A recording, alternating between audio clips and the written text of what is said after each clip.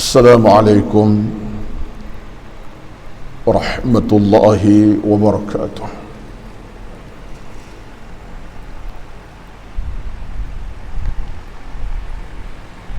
إن الحمد لله نحمده ونستعينه ونستهديه ونستغفره ونعوذ بالله من شرور أنفسنا ومن سيئات أعمالنا.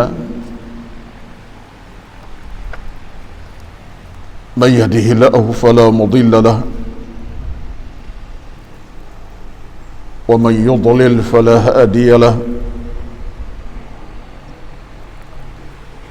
أشهد أن لا إله إلا الله وحده لا شريك له وأشهد أن محمدا عبده ورسوله. ربنا عليك توكلنا وإليك أنبنا وإليك المصير. ربنا افتح بيننا وبين قومنا بالحق وأنت خير الفاتحين. بسم الله الذي لا يضر مع اسمه شيء في الأرض ولا في السماء وهو السميع العليم.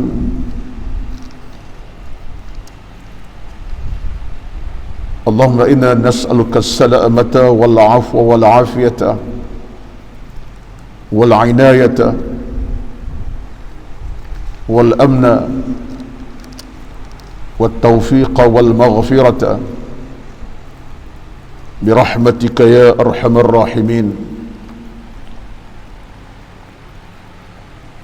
اللهم أعنا على ذكرك وشكرك وحسن عبادتك. ربنا تقبل منا إنك أنت العليم الحكيم.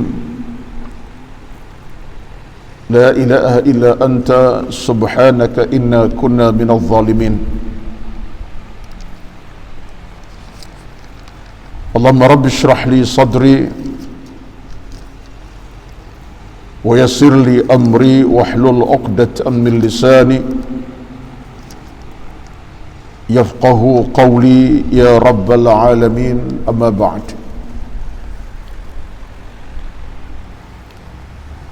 أعوذ بالله من الشيطان الرجيم. يرفع الله الذين آمنوا منكم والذين أوتوا العلم درجات. Allah Subhanahu wa ta'ala mengangkat darajah kedudukan orang-orang yang beriman di kalangan kamu dan orang-orang berilmu di antara kalangan kamu dengan kedudukan yang tinggi lagi terpuji. Sadaqallahul azim. Surah Al-Mujadalah ayat yang ke-11. Yang berbahagia dan hormati Al-Fadhil pengurusi dan kuasa Masjid Bangsa dan seluruh barisan pengurusan masjid, dan dihormati Al-Fadhil Tuan Imam kita yang memimpin salat subuh di pagi yang penuh barakah ini, pada pagi yang penuh ketenangan ini, dan yang dihormati, yang dikasihi seluruh kehadiran para jamaah subuh ini pada pagi ini, muslimin dan muslimat, tuan-tuan, puan-puan, hadirin hadirat yang dirahmati Allah sekalian. Pertama-tama, alhamdulillah, kita merafa' syukur kepada Allah Azza wa Jalla di saat yang tenang, yang berkat ini,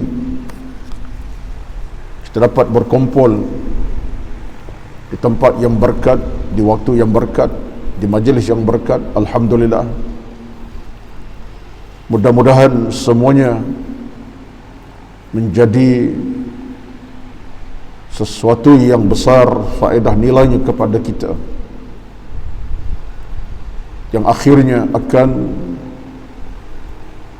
diangkat oleh Allah sebagai saham akhirat kita, insya-Allah. Satu saham yang tidak akan turun harganya, nilainya sama sekali.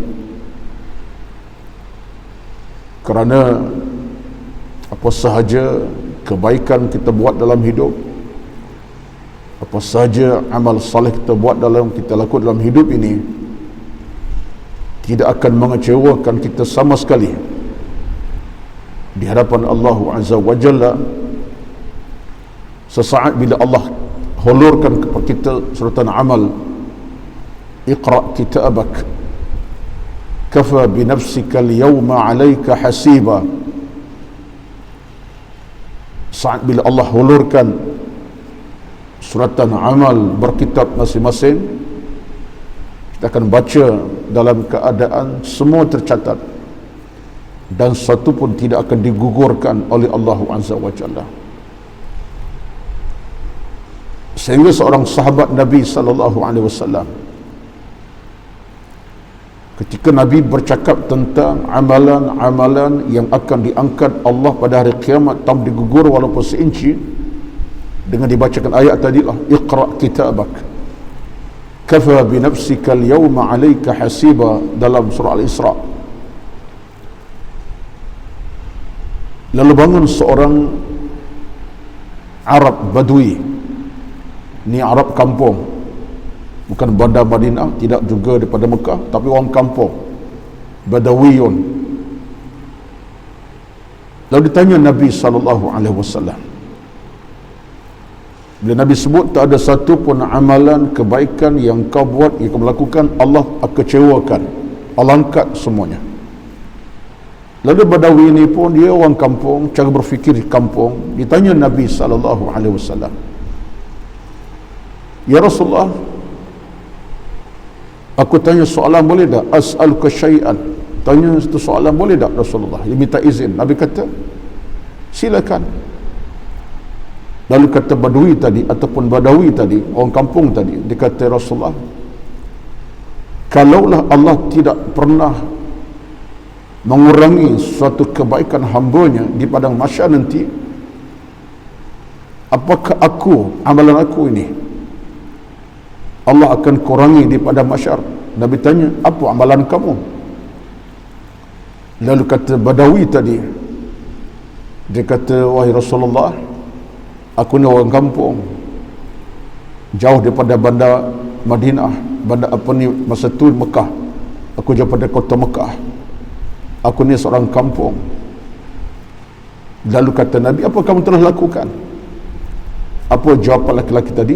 Dia kata, ya Rasulullah, aku ini, amalan aku ni tidak macam orang nak derma, tak ada duit, nak berjihad, nak buat kebaikan yang besar, aku tak mampu. Tapi aku sekadar beri sebiji buah tamar kepada anak yatim.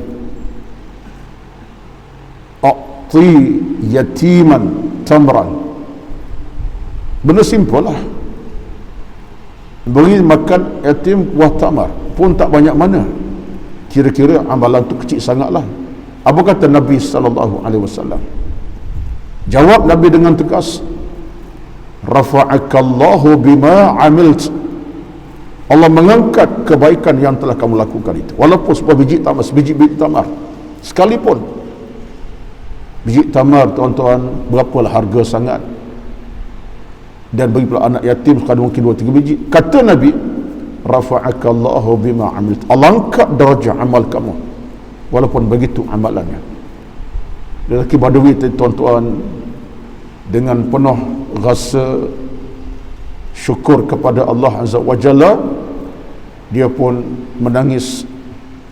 Lalu kata Nabi, maladhi abka'aka? Rasul menangis pula. Dia kata, ya Rasulullah, dalam kemiskinan aku, itulah aku mampu lakukan, tapi rupa-rupanya Allah tak sia-siakan amalku. Sebab dalam hidup beragama ini, tuan-tuan, puan-puan dirahmati Allah sekalian, kita diajar oleh agama, oleh Allah, oleh Nabi, supaya kita sentiasa hidup dalam suasana sedar dan insaf tentang kebaikan demi kebaikan, kebaikan demi kebaikan. Inilah saham kita yang paling utama sekali. Justru pada pagi ini Allah Subhanahu wa taala masih bekalkan kita nikmat masa dan waktu, nikmat fizikal dan kekuatan tenaga, nikmat pemikiran dan otak yang masih cergas. Alhamdulillah. Dan kita masih mampu melakukan semuanya dengan tujuan yang tidak membeza-bezakan kita, iaitu untuk kita meraih redha rahmat Allah Azza wa Jalla. Mudah-mudahan sesaat kita berada di pentas ilmu pada pagi ini, hadir ke masjid, bangun bermunajat, merintih, berdoa kepada Allah, bersalat bersama-sama, berjemaah bersama-sama, dan duduk dalam majlis ilmu sekarang ini, semuanya akan menjadi pulangan yang besar. Dan bila Allah berikan surat amal kita masing-masing tercatat satu persatu tanpa dikurangkan, bahkan diangkat darjah oleh Allah Azza wa Jalla. Betul, saya mukadimahkan tadi ayat surah Al-Mujadalah ke-11, yarfa'illahu alladhina amanu minkum walladhina utul ilma darajat. Ayat ini Al-Mujadalah ayat 11 itu tuan-tuan benar-benar merupakan ayat motivasi yang segar dan hidup sepanjang masa dalam jiwa orang yang beriman kepada Allah Azza wa Jalla, dalam mengajar pahala, mencari redha Allah, dan meraih apa saja yang dijanjikan Allah Azza wa Jalla kepadanya. Mudah-mudahan Allah Subhanahu wa taala permudahkan urusan ilmu dan amal kita, apalagi dalam kekangan yang sedang kita hadapi. Lagilah kita makin dekat, makin rapat, taqarrub kepada Allah dan tidak jauh daripada Allah Azza wa Jalla. Allahumma amin, amin, amin ya rabbal alamin. Tuan-tuan sidang hadirin para jemaah pada pagi yang penuh barakah, akan taulah di Masjid Bangsa Kuala Lumpur ini, dan rekan-rekan sudah menonton live FB, mudah-mudahan Allah Subhanahu wa taala permudahkan urusan ilmu amal kita. Amin, amin ya rabbal alamin. Tajuk yang akan saya utarakan pada pagi ini dalam kesempatan yang terbatas ialah peringatan tentang tanda kecil kiamat. Tuan-tuan puan-puan semua, antara fara' cabang utama dalam berakidah, atau di antara cabang penting dalam kita beragama, ialah meyakini tentang kiamat dan tanda-tanda kiamat. Bahkan dalam hubungan ini, para alim ulama kita rahmatullahi alaihim, ramai kalangan mereka, termasuk Ibnu Katsir, tokoh mufassir yang terkenal dengan kitabnya Tafsir Ibnu Katsir, disebutkan sama oleh para ulama yang lain dalam bidang yang sama tafsirnya, Al-Qurtubi, Al-Imam Fakhr Razi, Al-Imam At-Tabari, dan para ulama tafsir yang terkemudian yang sesama dengan kita, termasuklah Dr. Muhammad Said Ramadan Al-Buti. Kemudian disebutkan sama oleh kalangan ulama-ulama yang lain, termasuklah ulama-ulama bidang akidah khasnya, dan ulama-ulama yang lama, Ibnu Taimiyahnya dengan Ibnu Hajar Al-Asqalani, dan macam-macam lagi, seolah-olah bersepakat dengan satu kenyataan rasmi daripada mereka, menyatakan bahawa hakikatnya meyakini dan mengimani tentang hari kiamat dan peristiwa-peristiwanya adalah jalan untuk memantapkan hubungan keimanan hamba dengan Allah Azza wa Jalla dalam 3 aspek yang besar. Yang pertama, dengan meyakini tentang kiamat dan peristiwa yang akan berlaku, menjadikan kita semakin takut, khaufun kepada Allah, makin takut Allah. Salah satunya Sebab bila bercakap kiamat dengan peristiwa-peristiwa yang begitu sekali, hati makin dekat dengan Allah, makin takut akan ancaman Allah Azza wa Jalla. Saya akan bawa cerita sikit sekejap tentang nama kiamat. Yang kedua, bukan takut semata-mata, menyebabkan setiap orang yang membaca, menghayati, memahami, memaknakan hidup dengan akhirat dan kiamat, tanda kiamat, dia akan sentiasa merasakan bahawa dia dekat dengan Allah Azza wa Jalla, taqarruban ila Allah. Dari takut. Yang kedua ini, dia akan hidup dalam suasana taqarruban ila Allah, dia makin hampir kepada Allah, tidak berjarak dengan Allah, tidak makin jauh daripada Allah, bahkan makin dekat dan rapat, melekat dengan Allah Azza, taqarrub. Dan yang ketiga, kesan daripada mengimani tentang kiamat dan memahami tentang tanda-tanda kiamat kecil atau besar, dan memahami tentangnya, yang ketiganya ialah dia akan jadi manusia yang sentiasa mengharapkan keselamatan di alam sana nanti. Maknanya dia akan sentiasa berharap pada Allah SWT kerahmatan daripada Allah, keselamatan. Dia tahu, dia insaf, dia sedar tidak ada yang boleh menyelamatkannya melainkan Allah Azza wa Jalla. Ini tiga perkara. Ini sebab rumusan, bukan seorang yang kata, rumusan para ulama di sepanjang perbincangan mereka tentang kiamat, meyakini kiamat, tiga benda dapat. Dengan takutnya kita dekat kepada Allah dan kita berharap Allah selamatkan kita. Maka tuan-tuan, siapa yang tidak nak kita dalam hidup sekarang ini, bila sebut tiga perkara tadi, bagi saya lah, itulah harapan kita. Takut makin menebal, taqarrub makin kokoh, dan mengharapkan ar-raja daripada Allah, keselamatan makin kita rasai. Tuan-tuan, sebab itulah kalau kita tengok balik, ini secara rumusan awal ini, kita tengok balik tentang nama-nama hari kiamat, Asmaul Qiyamah, menurut apa yang digaris pandu oleh Al-Quran sendiri, daripada ayat ke ayat, surah ke surah, juz ke juz, kita akan dapati dalam Al-Quranul Karim sekurang-kurangnya, saya katakan semua, sekurang-kurangnya, mana banyak lagi, sekurang-kurangnya ada 19 nama kiamat. Sekurang-kurangnya, bukan semuanya, sekurang-kurangnya rumusan kita boleh ambil ialah ada 19 nama kiamat dan hari akhirat yang Allah sebut dalam Al-Quran, yang semuanya menggambarkan tentang dahsyat, hebat, dan betapa hari akhirat bukan kerja main-main. Sebab itulah jiwa akan takut, hati makin taqarrub, dan kita mengharapkan rahmat redha Allah Azza wa Jalla. Sekurang ada 19. Izinkan saya untuk menukilkan ke semua 19 ini dalam masa yang terbatas. Kalau ada ruang, saya akan sebut tentang tanda kecil kiamat. Kalau tidak, kita sambung untuk next program kita ataupun Ahad pada bulan depan, insya-Allah.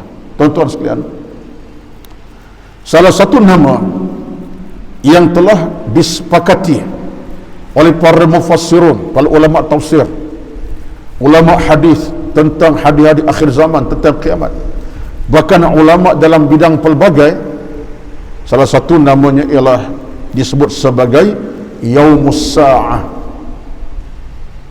Ini berdalil pada ayat apa?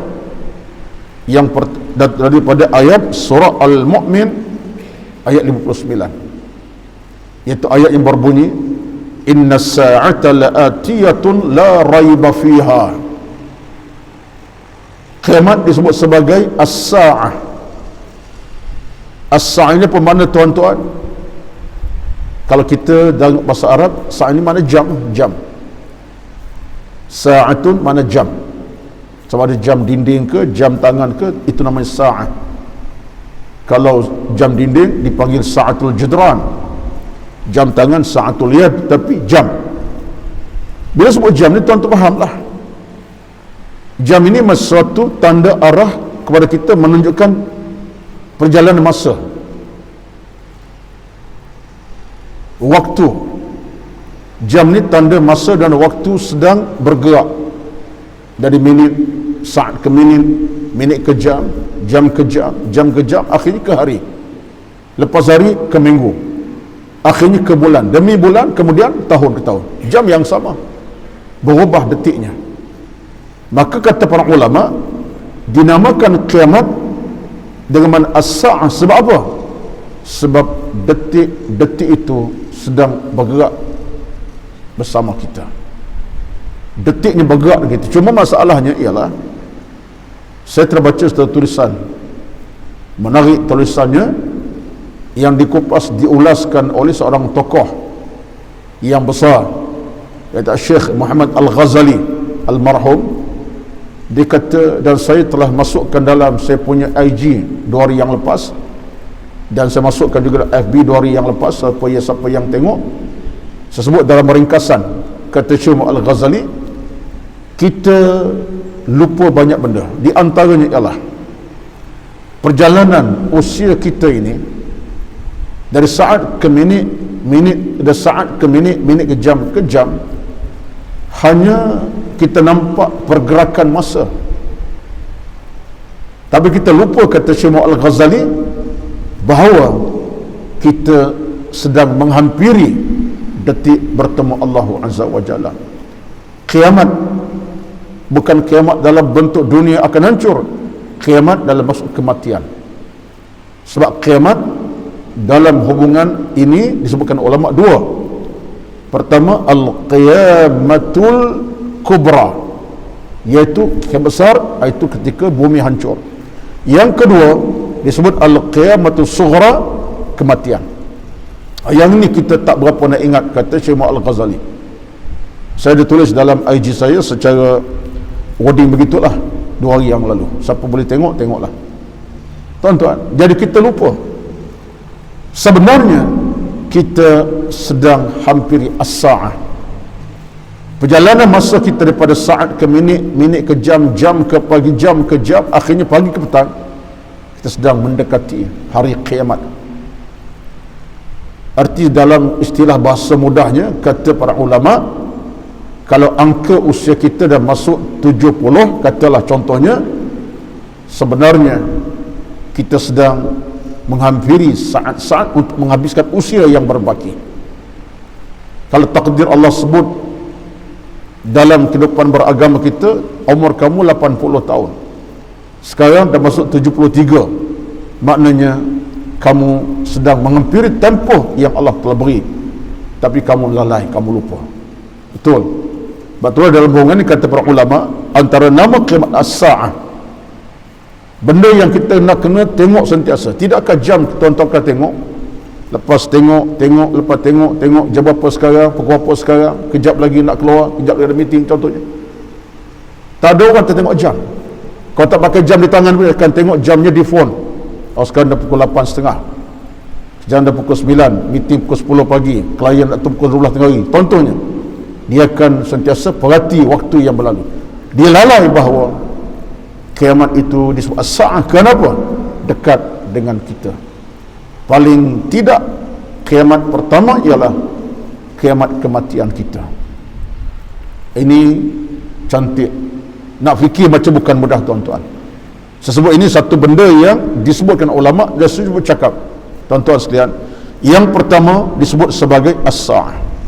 Ayatnya surah Al-Mu'min, itu ayat 29, inna sa'ata la'atiyatun la raiba fiha, sesungguhnya hari kiamat pasti datang, tak ada keraguan dan tentangnya. Baik, yang pertama.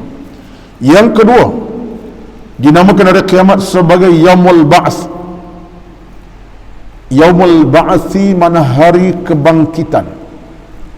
Al-ba'ats itu bangkit, ba'atha yab'atsu ba'atha, dibangkitkan kita daripada alam kubur, masih Allah bangkitkan. Disebutkan hari kiamat dengan hari kebangkitan berdasar kepada ayat Ar-Rum 56. Firman Allah Subhanahu wa taala, laqad labistum fi kitabillahi ila yaumil ba'tsi, sesungguhnya kamu telah berdiam dalam kubur menurut ketetapan Allah hingga hari dibangkitkan. Mana kiamat disebut dengan hari dibangkitkan. Bangkit dengan mana apa? bangkit dengan makna dihadapkan ke hadapan Allah Azza wa Jalla. Al-ba'tsu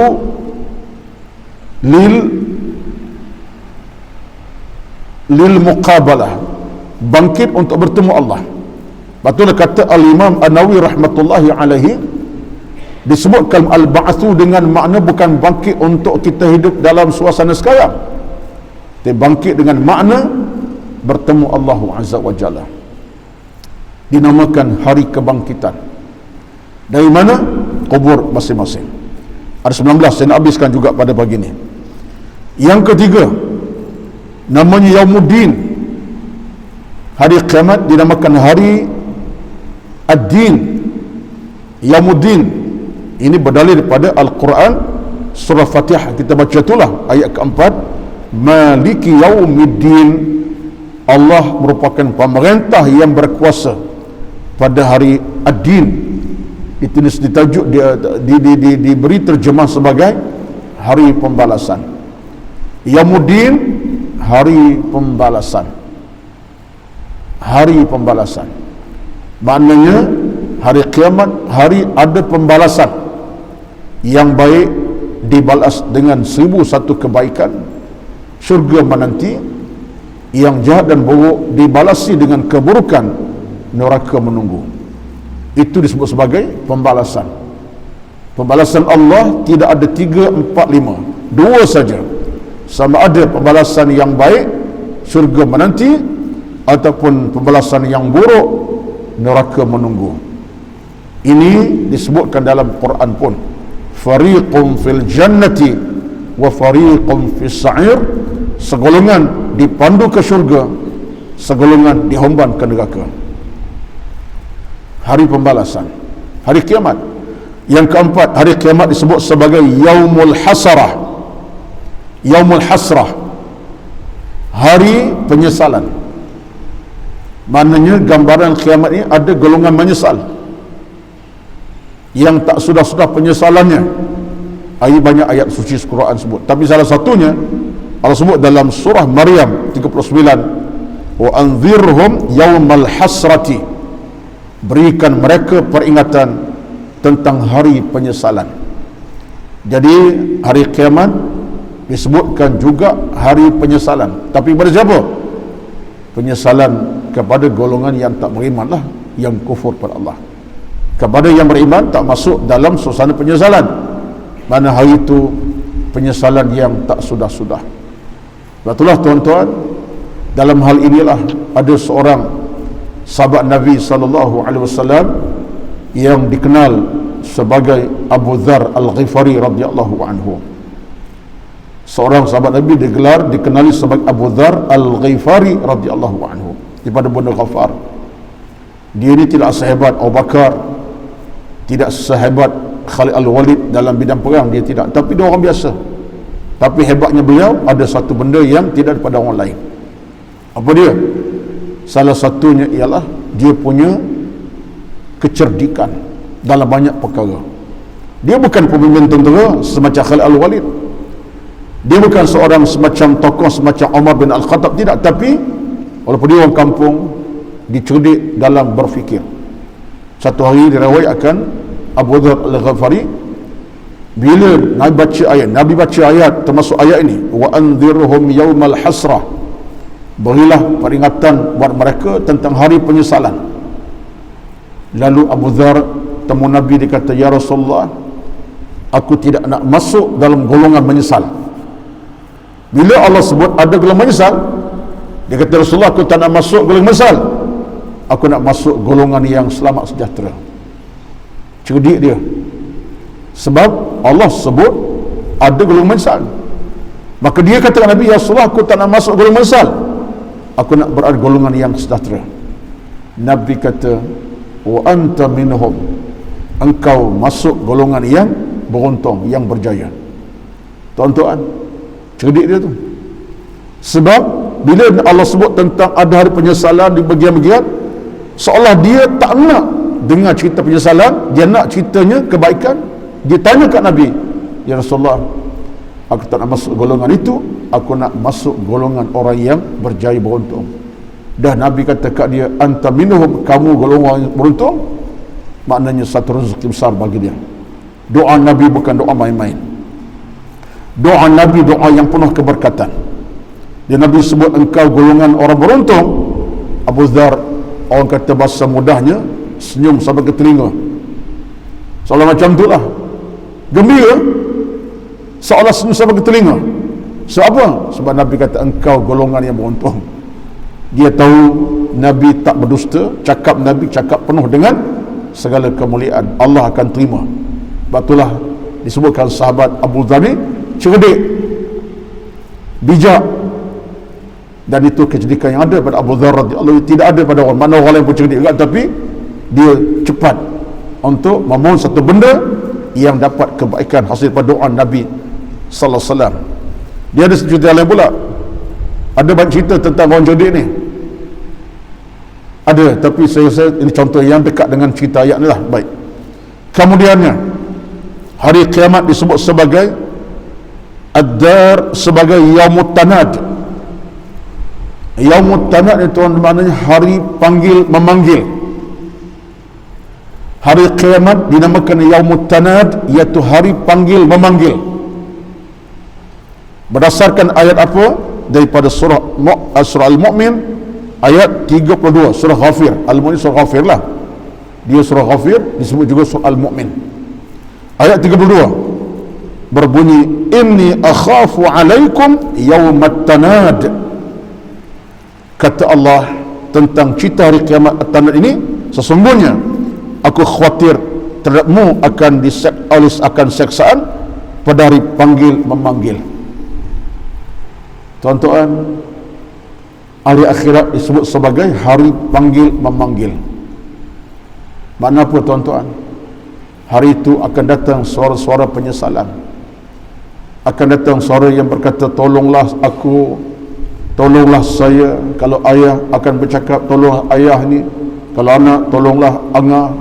Kalau ibu bercakap, tolong ibu ni, ibu dah tak larat. Kalau adik, kalau anak kita yang nama Alung akan cakap, tolong. Masing-masing memanggil, tapi sebenarnya tak ada bantuan lagi dah, tapi mengharap bantuan. Seorang ayah minta anak tolong dia, seorang ibu minta anak tolongnya, seorang adik minta abang tolongnya, tapi hakikatnya tak ada pertolongan. Sebab ada ayat tersebut. Pada hari itu kata Allah Azza wa Jalla, masing-masing urusan masing-masing. Tapi ada suara panggil memanggil. Seorang yang mungkin dalam keadaan tertekan, kecewa, ditekan begitu rupa, dia mula manggil. Kalau seorang ayah dia akan panggil anak-anak, tolonglah ayah hari ini. Seorang adik akan minta abangnya tolong, tapi kata Allah Azza wa Jalla, tidak ada. Hari ini masing-masing dengan amal masing-masing. Itu ayat kita dah baca sebelum sebenarnya, jelas dalam Quran. Allah sebut kepada kita, pada hari itu tidak ada siapa yang boleh tolong kita melainkan masing-masing amal masing. Tapi ada panggilan ini, makna huru-haranya kiamat, datang suara minta tolong seumpamanya Yaumut Tanad. Kemudian di antara maksud kiamat juga sebut ulama sebagai Darul Qarar. Maknanya apa? Negeri yang kekal abadi. Wa innal akhirata hiya darul qarar. Dalam surah Ghafir juga ayat 39, Allah berfirman, sesungguhnya hari akhirat hari kekal abadi selama-lamanya. Maknanya disebut dalam nas yang sarah, yang jelas, alam akhirat alam kekal buat selama-lamanya. Tidak alami keadaan hancur, tidak ada. Tak ada kehancuran bagi akhirat. Yang ada hari akhirat ialah kekal abadi selama-lamanya. Yang hancur alam bumi, yang binasa alam bumi. Tapi akhirat kekal buat selama-lamanya dan tidak akan alami kehancuran pun saat. Itu sebab kata Allah dalam Al-Quran, Darul Qarar, hari yang kekal ataupun negeri yang kekal abadi. Termasuklah juga dinamakan akhirat dengan perkataan Yaum Ad-Darul Akhirah, negeri di penghujung, akhirat penghujung. Bermakna apa? Ini disebutkan Allah dalam surah Al-Ankabut ayat 64, wa inna ad-daral akhirata lahiyal hayawan law kanu ya'lamun. Dan sesungguhnya akhirat itulah sebenarnya kehidupan kalau mereka mengetahui. hari penghujung. Sebab itulah saya dah sebut acap kali, siapa masih ingat, kata Imam Al-Ghazali, alam bumi ada awal, ada hujung. Alam bumi. Alam akhirat ada awal, hujung tiada. Alam bumi ada awal, ada hujung. Alam akhirat ada awalnya, hujung tiada. So dia kekal abadi selama-lamanya. Alam bumi bagi kita, tuan-tuan, ada awal. Awal alam bumi kepada kita ialah dalam perut mak kita. Itu alam bumi kepada kita bermula janin dalam perut mak kita. Alam bumi ada hujung buat kita. Bila hujung alam bumi, hari kematian kita. Bila kita meninggal, tamat riwayat kita dengan bumi selama-lamanya, dan kita menjadi tanah semula, masuk dalam tanah. Tetapi hari akhirat ada awalnya, berlumah kiamat, bermulalah kiamat, baru akhirat, hujung dah tak ada, kekal abadi selama-lamanya. Itulah sebabnya kata Allah Azza wa Jalla dinamakan akhirat sebagai ad-darul akhirah, hari yang penghujung kepada kita. Baik, kemudiannya hari akhir dinamakan juga sebagai yaumul fasli berdasar kepada ayat surah As-Saffat ayat 21, iaitulah firman Allah Subhanahu wa taala, hadza yaumul fasli alladhi kuntum bihi tukadzibun. Maknanya, inilah hari keputusan yang kamu selalu mendustainya. Yaumul fasli, hari Allah berikan keputusan mutlak. Siapa beri keputusan? Allah. Kenapa? Di hakim Mahkamah Agung akhirat. Haknya, keputusannya dia beri kepada kita. Kamu ahli syurga, kamu ahli neraka. Dinamakan yaumul fasli, hari keputusan yang didatangkan oleh Allah kepada hamba-Nya. Baik. Dan kesembilan, dinamakan kiamat sebagai yaumul jami'. Yaumul jami', yaumul jami'i atau yaumul jami'. Apa maksudnya? Hari berkumpul. Hari semua orang berkumpul. Yang mati lama, mati baru, orang pertama dicipta Nabi Adam sampai kepada orang terakhir, semuanya berkumpul di hadapan Allah Azza wa Jalla. Allah sebut dalam ayat yang berbunyi surah Asy-Syura 7, Allah kata apa? Wa tunzira yaumal jam'i la raiba fihi, serta memberi peringatan tentang hari berkumpul yang tak ada keraguan padanya lagi. Itu hari perhimpunan besar manusia dalam keadaan tidak ada lagi di sana, melainkan semuanya akan dikumpulkan Allah, tidak kira siapapun kita, dalam satu perhimpunan dinamakan Yaumul Mahsyar, hari mahsyar. Itu disebut sebagai Yaumul Jami' ataupun hari berkumpul, hari akhirat. Hari akhirat dinamakan juga sebagai Yaumul Hisab, hari untuk hitung kira. Hisab, untuk hitung kira amalan kita, amal kita satu persatu, semuanya akan dihitung. Kecil mana pun amal kita, Allah hitung. Ini berdasar kepada ayat dalam surah Sad ayat 53, hadza ma tu'aduna liyaumil hisab, inilah apa yang dijanjikan kepadamu pada hari hisab, hari perhitungan. Allah akan kira satu-satu tanpa cuai. Baca kita baca dalam surah Al-Zalzalah, apa kata Allah Azza wa Jalla? Hari itu kata Allah Azza wa Jalla, tiap kita akan tengok, kecil mana pun amal kita, kita akan tengok. Besar mana pun amal kita, kita akan nampak, baik ataupun buruk. Penghujung surah Al-Zalzalah itulah, idza zulzilatil ardu zilzal, sampai hujungnya. Itulah ayatnya. Allah sebut kepada kita, kecil mana pun amalnya kamu akan nampak, besar mana pun amalan baik buruk kamu akan lihat. Allah akan hitung satu persatu. Allahu Akbar. Kemudiannya disebutkan kiamat sebagai yaumul wa'di, hari ancaman, hari mengancam manusia. Ini berdasar kepada ayat surah Qaf ayat 20, firman Allah Subhanahu wa taala, wa nufikha fis suri dzalika yaumul wa'id. dan ditiupkan sangkakala, itulah hari terlaksananya ancaman kepada manusia. Bila sebut ancaman ni tuan-tuan, siapa yang nak dapat detail tentang ancaman, saya minta rujuk kepada surah Al-Mulk. Al-Mulk, tabarakalladzi, itu ayat-ayat dalam Al-Mulk cerita tentang hal ini. Akan datang suara-suara yang pelik-pelik, suara-suara yang tak pernah kedengar di bumi, ada itu. Rujuk surah Al-Mulk yang ayat tak panjang mana pun, 30 ayat saja, tuan akan jumpa ayat-ayat Allah cerita bagaimana suara-suara yang sawa'iq, suara yang pelik-pelik akan datang pada itu, yang tak pernah kedengaran di bumi Allah Azza wa Jalla ini, dengan suasana hiruk-pikuk macam ancaman, mengancam. Tapi kata ulama, ancaman ini hanya untuk siapa? Golongan yang kufur. Golongan beriman tak ada masalah, mereka tak terancam, tak ada ancaman. Hanya terancam bagi golongan yang kufur pada Allah Azza wa Jalla. Yang ke-12, saya ambilkan juga 19 ni tuan-tuan ya. Yang ke-12, dia hari kiamat sebagai yaumul khuld, hari yang berkekalan. Tadi kita sebut hari yang akan dalam bentuk kekal. Allah ulang balik ayat yang lain dalam bentuk ayat yang berbeza. Allah sebut yaumul khuld.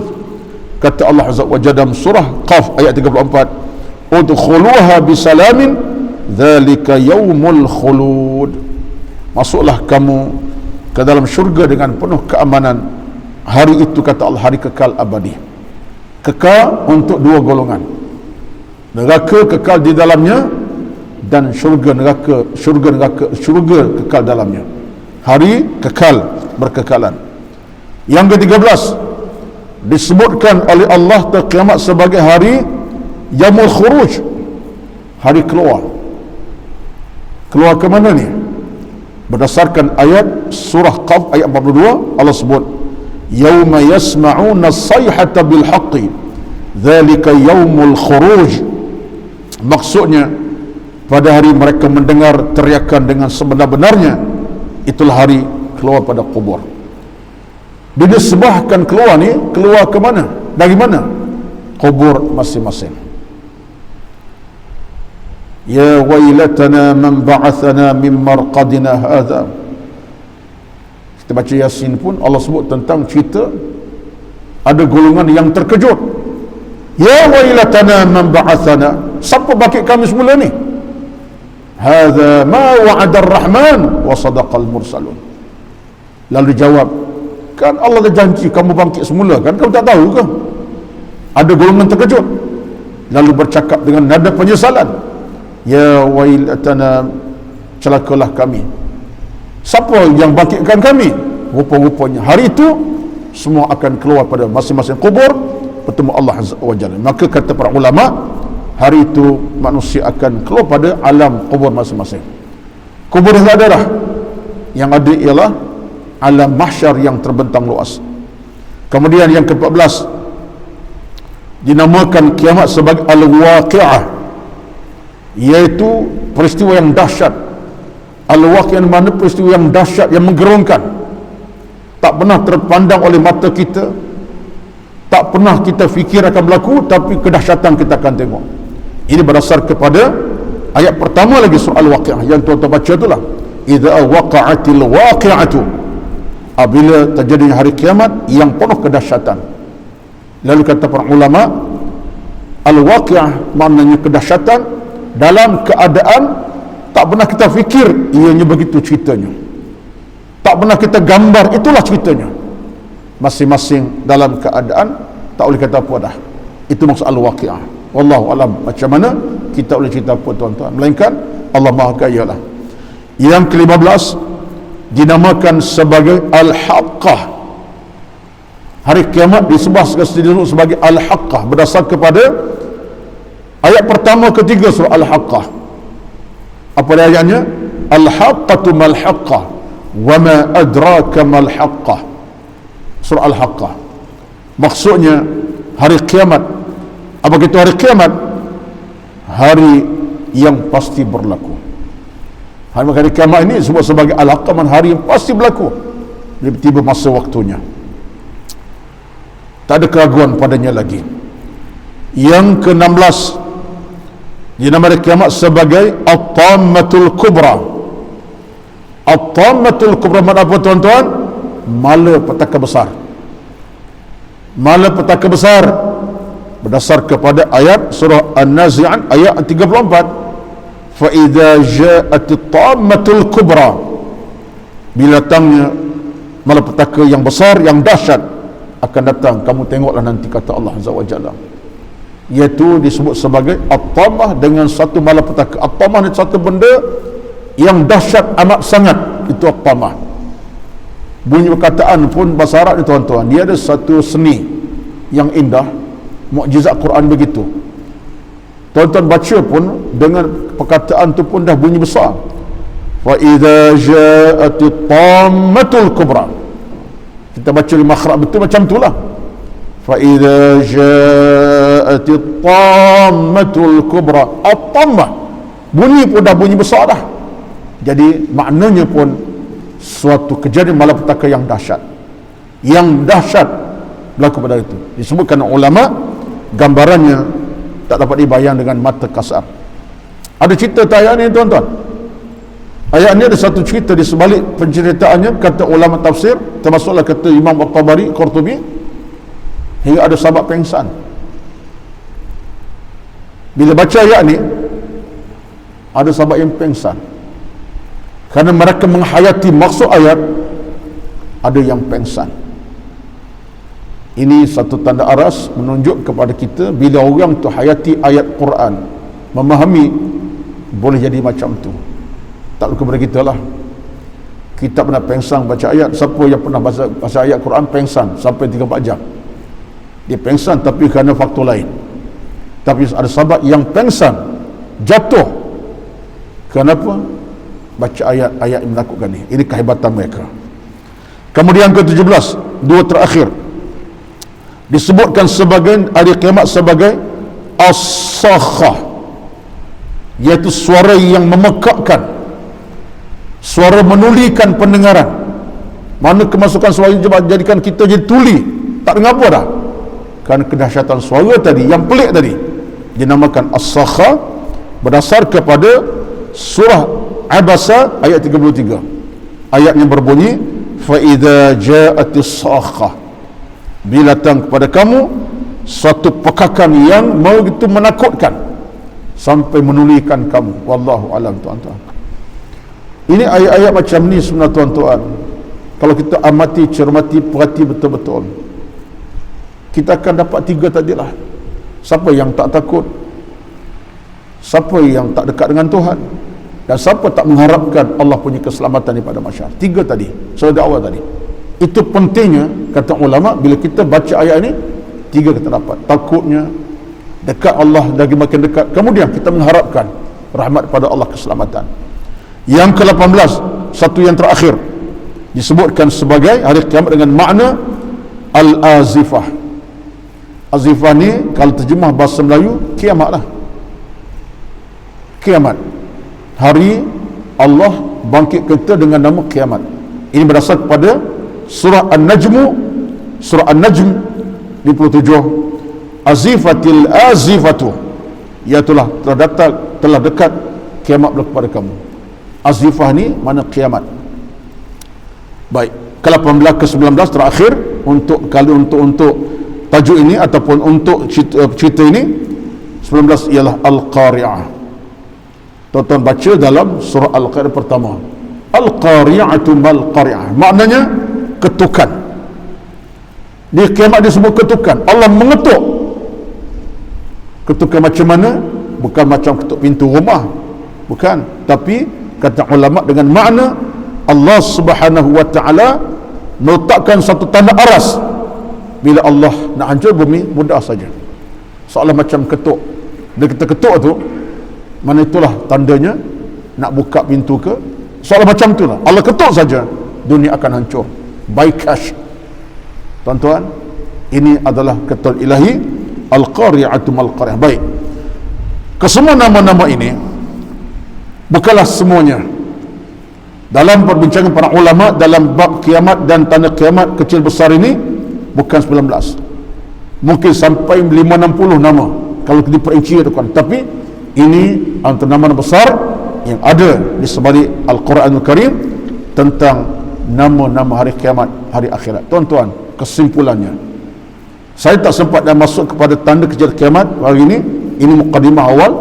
Saya sebut tuan-tuan sekalian, penghujungnya dengan nama-nama tadi.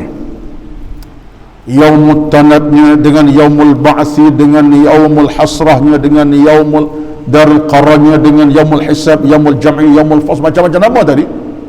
Tuan-tuan, puan-puan, apa tanda aras yang utama di sebalik semua itu? Tanda aras utama Allah cerita kepada kita bahawa kiamat, hari akhirat bukan perkara kecil sebenarnya. Dengan nama yang banyak, tandanya ada benda sebalik itu. Sebab cerita menakutkan, menggerunkan atau menyeronokkan, wallahu alam. Tapi yang penting ialah bila nama tu banyak, semua itu untuk tujuan menginsafkan kita. Mungkin kita boleh berubah hati dan jiwa bila kita baca Al-Quran, temu dengan ayat seperti kata inilah Al-Waqi'ah. Kita baca ayat idza waqa'atil waqi'ah, kita baca tengok terjemahan, Allah sebut tentang hari kiamat yang dahsyat. Ada orang boleh menangis, ada orang boleh titis air mata, ada orang boleh insaf saat itu. Ada orang dia baca ayat tentang hari kiamat juga. Apa ayat dia baca? Contoh tadi, dia baca tentang inni akhafu alaikum yaumat tanad, hari kiamat, hari panggil memanggil. Ada orang bila baca ayat itu, dia akan faham hari akhirat nanti, aku panggil Abang Long, Abang Long tak irau lagi. Aku panggil Kak Ngah, Kak Ngah tak pandang lagi. Dunia aku panggil Kak Ngah, datang Kak Ngah. Aku panggil Abang Long, tiba Abang Long, walaupun jarak rumah dengan dia tak jauh sekalipun, sampai Abang Long. Abang Long, ayat tak sihat ini, Abang Long sampai 2 jam kemudian. Kak Lang, ayah tak sihat rasa ini, kalau boleh Kak Lang datang, Kak Lang datang walaupun jarak 200 km. Dunia. Dan bila sampai ke akhirat, apa panggilan kita kepada orang kita sayang, tak hirau lagi dah. Jadi bila baca ayat macam ni, hati mana tak insaf. Jadi akhir insaflah kita. Ada kelebihan. Kita baca ayat Al-Quran bercakap tentang Yaumuddin contohnya, Malik Yaumiddin dalam surah Fatihah. Bila kita baca ini hari pembalasan, kita akan nampak dalam hidup kita pembalasan. Amal baik buruk aku, Allah tahu baik di mana buruk mana, Allah akan balas.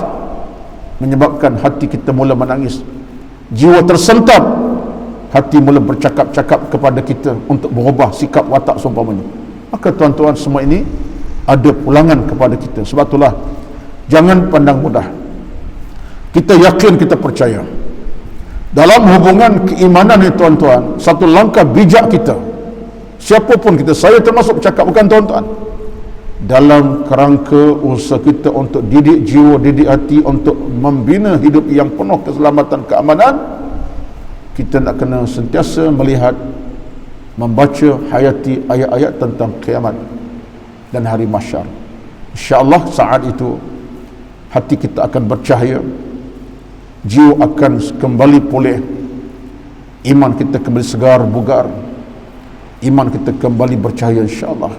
Mudah-mudahan apa yang saya bicarakan pada pagi ini, walaupun nampak macam perkara umum, tapi itulah kenyataannya. Yang berbaki kita akan sambung nanti insyaAllah pada hari Ahad minggu keempat akan datang, dalam tajuk yang terusnya, masih lagi dalam tajuk, iaitu perbincangan tentang tanda kecil kiamat.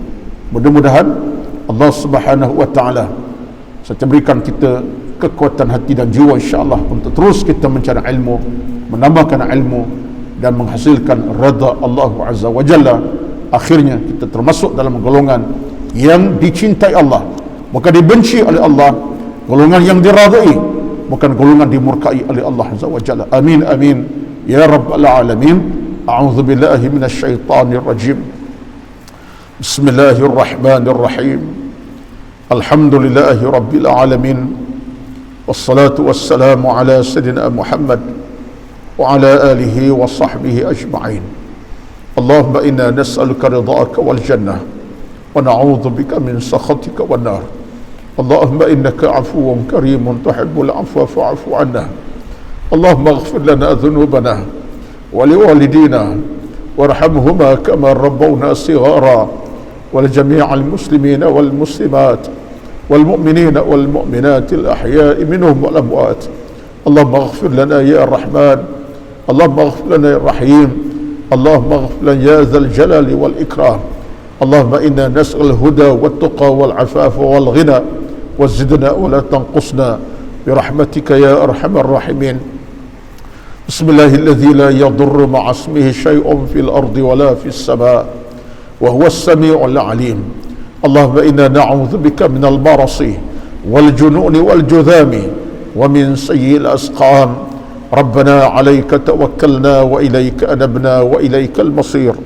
ربنا آتنا في الدنيا حسنة وفي الآخرة حسنة وقنا عذاب النار. وصلى الله على سيدنا محمد وعلى آله وأصحابه أجمعين. سبحان ربك رب العزة عما يصفون، والسلام على المرسلين، والحمد لله رب العالمين. تقبل الله منكم، تقبل يا كريم، والسلام عليكم ورحمة الله وبركاته.